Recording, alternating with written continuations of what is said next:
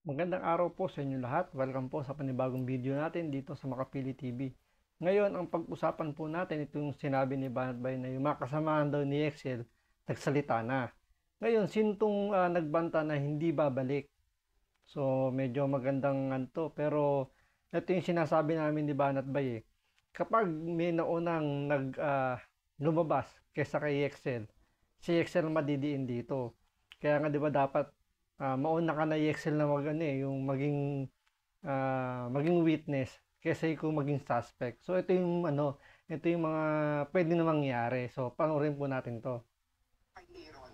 And it was a question. It was a, kung sinagot nga ni Aaron, nasagot naman ni Aaron, boss eh. Ang sabi ni Aaron is, bawat isa may ganun. Sabi ko, okay. Mabilis lang naman na masabi na merong, ako after that, tanongin niyo, tingnan niyo yung finger. Hindi na ako nagtanong. Hindi na ako nagtanong kung kailan ang balik nila kailan. Nung sinabing merong task na gagawin ng motor sa HT, okay, ganito lang ka, para hindi kayo mag-isip. Gusto nyo, yung mga nag-iisip ng hindi maganda yan, pati kayo utusan ko eh. At may pumunta ka ng Thailand bukas, may papasikaso ko sa'yo. Promise, pagdating mo doon, may pupuntahan ka. Sigurado.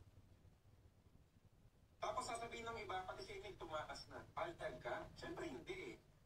Diba, kumbaga sa akin kasi, napakamaling napakamaling impression para sa inyo, na kapag ganyan ang... Eto si Hector, di ba? Di umanong si Kim. Etong si Hector, meron silang eto nagte-trending na ito. Kinukuha ko ito sa TikTok. Okay, nagte-trending na ho itong video na ito kung saan, okay?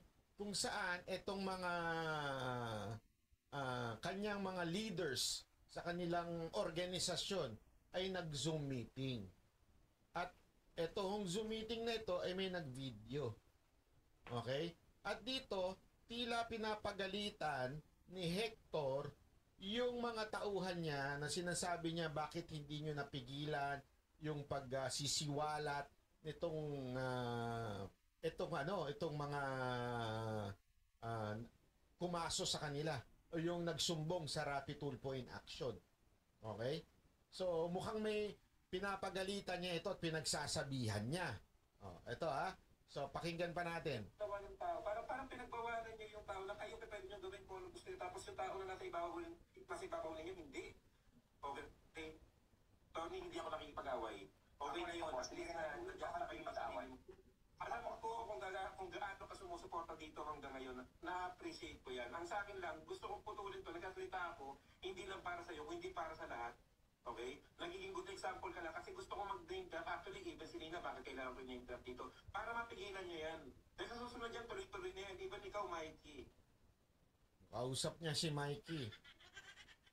Yung jowa ni... Ito ata yung jowa ni ni Excel. Diba yung mga... So parang dito, hanggang dito minamandon pa rin to ni Hector yung mga sabihin natin yung mga downline niya kasi parang parang networking din yan eh. So yung mga downline niya, ito nga yung sinasabi ni Banat, yung Mikey. Kasi binanggit nga na Mikey, is possible yun yung Mikey na girlfriend ni Excel. So dito minamandoan pa nga daw rito, sabi nga ni Banat Bay na bakit hindi nyo ginawa ng paraan na hindi na dapat lumabas yung issue na yan. So dapat hindi dapat magkakabukuan yung mga scamming na yan. Kung nagawang kagad ng paraan, yun yung parang gusto pinalalabas dito nitong Hector na to. So dito makikita mo talagang organized yung kanilang mga transaksyon. Kasi alam na alam niya kung paano papatayin yung issue para hindi magsalita tong mga magrereklamo. So, dito parang nagagalit na siya kasi parang hindi nasunod yung plano. So, talagang dapat Excel magsalita ka na dito eh. Ganitong klaseng issues na, ganito, ganyan. Iwasan niyo yan. Iwasan niyo yan kasi hindi kayo nakakatulong. Kung gusto niyo, dapat nyo ito, hindi nyo ba na-appreciate? Yung mga tinitiran nyo ng mga head AMs, ayun yung mga tumutulong sa ating lahat. So yung mga tinitira daw ng mga heads, which is yung siguro yung mga pinapangalanan dun sa RTIA na mga heads tulad nila Yexel. Yung ibang mga kapitalista ninyo or mga sub-AFs ninyo sa ilalim, sila yung nagpapacify. Dapat hindi nyo sisihin. Actually, ako yung memo na yan, may karugtong pa yan. Ako gusto ko sabihin dyan na na walang liability kahit sino ahente rito. Ngayon, kung ganyan ang gagawin ninyo, ako kasi kaya pumatin sa meeting na to para sabihin sa inyo to, kung ganyan ang gagawin ninyo, isasama ko talaga kayo dyan. Pero kung ang gagawin nyo, susuporta kayo dito, na ganito, itayuan natin kung ano yung implementation, tayuan natin kung ano yung gagawin nating way of settlement. Kung gano'n ang gagawin natin, guys, magtutulungan tayo lahat, guys, maniwala kayo, wala mapapahamak rito. So yun, sinasabi niya, I don't know kung ano yung way of settlement na sinasabi niya dito. Na sinasettlement daw, siguro kakausapin na lang yung mga nag-iingay, baka yun mga babayaran, hindi natin alam. Pero tandaan natin, hindi lang naman ho, iilan lang yan. Marami po silang nadenggoy dyan, di umano. Oh. Marami nagre-report na nadenggoy na hindi na bumalik yung pera nila. Eh, dito parang gusto lang ata nilang isettle yung mga nagreklamo. Kuya Danny, sa'yo yung concern mo? So parang ang dating dito, kung ang nagrereklamo lang sabihin nating 20 katao, 20 katao, sa 200 million, kumita ka pa rin ng 180 million. So, ang uunahin nilang bayaran dito o diskarte nila rito is yun nga, isettle yung mga nag-iingay, yung mga nagreklamo. Ihiwalay na nila yung mga hindi nagreklamo na nahihiya or yung hindi naman masyadong kawalan sa kanila yung 1 milyon dahil siguro mapera na yun at hindi naman nila pinaghirapan. So, yung mga nag-iingay lang na talagang sinasabing na-scam sila, yun yung uunahin nilang isettle para mamatay kagad tong issue na to. Kailangan ngayon sabihin natin, subukan nyo ituloy yan, hindi ako uuwi ng Pilipinas. Kapag ka natuloy yan, sisihin mo si Kuya Danny, sisihin nyo lahat si Kuya Danny, pati boss yan. Oh. So, pagka natuloy daw yan, yung demanda na yan, o yung pag-iingay na yan, hindi daw siya uwi ng Pilipinas. Isipin nyo, that's how they try to disrespect our law. Diba? They disrespect our law by saying, pag natuloy yung mga kaso na yan, hindi ako uuwi ng Pilipinas. Wow! Lupit nyo, ha? Malupit kayo. Boss, hindi po ako nagdemanda dito. Kasama po ako. Nagdemanda. Hindi po ako nagdemanda, kasama po ako. Example lang Kuya Danny, yung sinasabi mo ba ako, pero alam ko na pala hindi ka nagdemanda, nakita ko yung letter na yan. Now, sabihin mo sa kanila, kung nagtatanong ka kung ano gagawin dito, kung kailan kayo magkakaroon ng meeting ulit, sabihin nyo sa kanila, nakausap mo si boss, kapag hindi yung demanda, hindi na gagawa ng paraan. Pero pag Oh, so sabihan mo daw yung mga tauhan nila, sinasabihan niya yung mga leader, sabihan niyo yung mga tauhan niyo, pag natuloy yung demanda, asahan ninyo hindi na ako uwi, wala na kayong makukuha. Parang ganun. Ang lupit, ano? Ang lupit, Brad! pag tumulong Parang lumalabas dito. Kailangan pa magbakaawa tong mga nagrereklamo na iatrasan nila yung parang parang baliktad na eh. So dahil hindi sila tatahimik itong mga nagrereklamo, so hindi na uuwi ito. So hindi na mababayaran yung the entire na scam. So parang lalabas dito, parang ipinasa yung sisi doon sa mga nagrereklamo na kasi dahil nagreklamo kayo, hindi na bumalik to, hindi na nabayaran yung iba. So ang galing ng ano niya, no, ang galing mag-isip na ipapasa niya yung sisi sa iba na which is dapat naman ayusin nila to. Ang galing eh, pero mo pag di kayo nagreklamo, hindi kayo tumigil sa pagreklamo, hindi na ako uuwi para din namin babayaran lahat. Ngayon, pag magpa-settle kayo, wala na kami reklamo, kumita pa rin sila. kayo magagawa ng paraan yan. Make sense, guys? Yes. Tama? Yung mga sinasabi ko, kailangan tayo Ako napaka-logical ko, napaka-pilosopo kong tao, kilala niyo ako lahat. Sinong tanga na silimanda at pwede makulong ang magpapakulong? Logical daw siya. Tama nga naman. Logical siya. Sinong taong pag dinemanda magpapakulong? Patakbo na lang siya. Parang ganun. Oh. Diba? Grabe. Alam nyo, kaya malakas ang loob nito na hindi na umuwi. Ito marami na ito na posible, hindi ko sigurado. Pero malamang sa malamang, malaki na nakakuha nitong pera. Kaya malakas ang loob na hindi na siya uuwi ng Pilipinas, hindi na siya babalik ng Pilipinas. pwede na siyang mamuhay sa ibang bansa. Siyempre, may budget na siya eh. Diba? Pwede siya magtumalon-talon sa mga bansang walang hindi kailangan ng visa. May pera naman na siyang nakolekta. So, malakas ang loob niya na hindi talaga na siya babalik kapag natuloy yung mga kasuhan dahil may panggastos na siya. Diba? Ididemanda nyo ako, nasa labas ako, paano kung hindi na ako bumalik? So, inamin niya na nasa labas na siya. So, tama yung all along yung sinasabi natin dito sa channel na to, na hindi lang si Yexel ang umalis ng Pilipinas, pati ito. Di ba? At pag tinuloy daw ng mga tao magdedemanda sa kanya, hindi na daw siya babalik. Ang lupit, ano? Ang lupit mo. Isa kang henyo. Isa kang henyo. Kasalanan pa ng mga nagrereklamo kung bakit hindi na siya bumalik at hindi na nabayaran yung ibang nagoyo.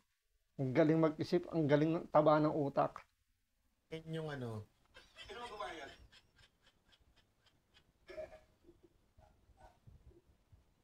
Guys, Ano mo, Senator Rapi Tulfo, ipatawag nyo ito. Ipatawag nyo ito ng talaga magkaalaman. Diba? Ipatawag nyo rin si Yexel na magkaalaman. At lahat ng leaders dyan, ipatawag ninyo. Sigurado ko, Senator Rapi Tulfo, hahangaan kayo ng taong bayan pag pinatawag nyo to kasi ang daming na-scam dito. Ang daming nawalan ng pera dito. At talaga nga namang, naku, pag ito ay nakampihan ninyo yung mga nawalan ng pera dito at natulungan nyo sa Senado, maniwala ho kayo. Yun, malupit yun, Senator Rapi. isang demanda lang po, bakit sa akin maniwala? Sana hindi kayo maareglo dyan, ha? Kasi kayo, pag naareglo kayo, pag hindi natuloy yung hearing, naku, magdududa taong bayan sa inyo niyan, sir. Pag hindi... Pero malabo yun. Yung sabihin ni Banat Bay na maareglo si Rapi Tulfo. I don't think na maareglo siya rito dahil babanatan siya ng mga kapatid niya. Lalo na sila, si Mon tsaka si Ben Tulfo. Medyo malabo yan na, ano lang naman yun ni Banat Bay. Parang kina-challenge lang naman niya rito si Rapi Tulfo. Pero malabo yun na, na maareglo si Rapi Tulfo. I don't think na maareglo siya dyan. natuloy yung hearing. Kasi, tingnan nyo dito ha, merong sinabi dito si Hector na may pumipigil na mga kaso sa kanya. Tingnan ninyo. Hindi ako babalik ng Pinas. Ito ulit nyo, i-push nyo yung mga kapitalis nyo magdemanda, hindi ako babalik sa Pinas. Kaya dapat alam nyo, dapat kung meron kayo dapat protektahan dito, dapat ako yun. Yes. Kaya hindi kayo dapat yung ang gagawin nyo, talagang didiktikin nyo ng didiktikin to the point na mawalan na ng chance lahat. Naiintindihan nyo? Dapat common sense naman sana. Punta lahat kayo, napakalaki rito. Hindi birong income yung binibigay sa inyo rito. Lalo yung mga nasa yung mga head dyan, napunta kala mo talagang katapusan nila. Dapat hindi ganun. Guys, utang na pera ito. Nako. Negosyo ito. Nako. Lahat may risk. Nako. Ako dati ang lakas ng loob ko. Iniisip kong kaya-kaya kasi ang daming nagtutulong-tulong. Kaya lang kung ganito ang sitwasyon, nakikita ko eh. Kanya-kanya nga, ang daming binapatong information sa akin. Buti na lang kahit pa paano may mga kaibigan tayo na humaharang ng kung ano-anong kaso. Buti na lang, may kaibigan tayo humaharang ng kung ano-anong kaso. Senator Rapi, oh. Mukhang nag-name drop na to. Ibig sabihin, may malapit sa humahawak na mga kaso ng mga ganyan, sa mga nag-iimbestiga. So, tama lang yung sinasabi ni Banat Bay na sana ituloy ni Senator Rapi Tulfo yung investigasyon dito sa pang-scammer na to. Sabi niya, may mga kaibigan daw humaharang ng kaso. Naku po, Senator, ibig sabihin, pwede niyong tanungin yan sa Senado, sino itong mga humaharang sa kaso? O, di ba? May tagaharang ng kaso. Yan pa naman yung paborito ni Rapi Tulfo. Yung ganyan nini-name drop yung yung mga tao, yung ganyang may pinagmamalaki. Yung gustong-gusto ni Rapi Tulfo. So magandang magiging to kung sana matuloy itong investigasyon sa Senado na to. May tagapagtanggol. Ang tanong, eto ang tanong. Yung humaharang ba sa kaso yung may Ferrari?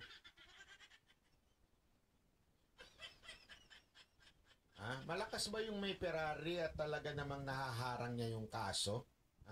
Etong Yun ba yung ano, yung parang galit yata sa isang pinatasik na kongresista? Yun yata yung sinasabi ni Banatbay dito na may Ferrari. Na yun yata yung sinasabi niyang pwedeng humaharang doon sa kaso na sinasabi nito ni Hector na galit kay sa isang kongresistang pinatalsik dahil may mga pasugalan daw sa probinsya niya. may Ferrari na ito? O baka naman ito yung JBL. Yun si JBL. Hulaan nyo. Si JBL, di nyo kilala yon?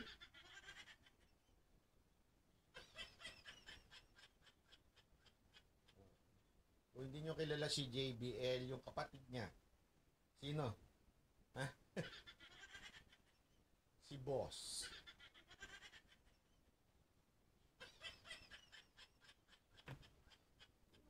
Grabe. Yun, hindi ko kilala yung JBL na sinasabi rito ni Banatbay. Medyo clueless pa ako dito. Medyo aalamin ko pa kung sino tong JBL na to.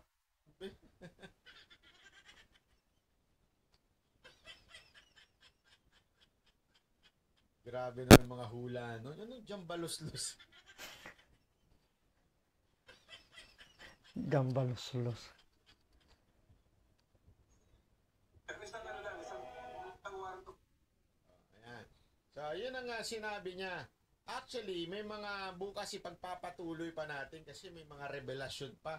Yung isa sa mga nagbubuking sa kanilang Facebook na personality, talagang binubuking yung mga paghaharang ng ilang mga politiko na kaibigan nito. Naku po, grabe. So possible itong mga politikong sinasabi ni Banatbay dito na posibleng humaharang investor din or sabihin natin baka parte ng kanilang organisasyon dahil siyempre malaking pera to at kailangan dahil sa nalalapit na midterm election natin.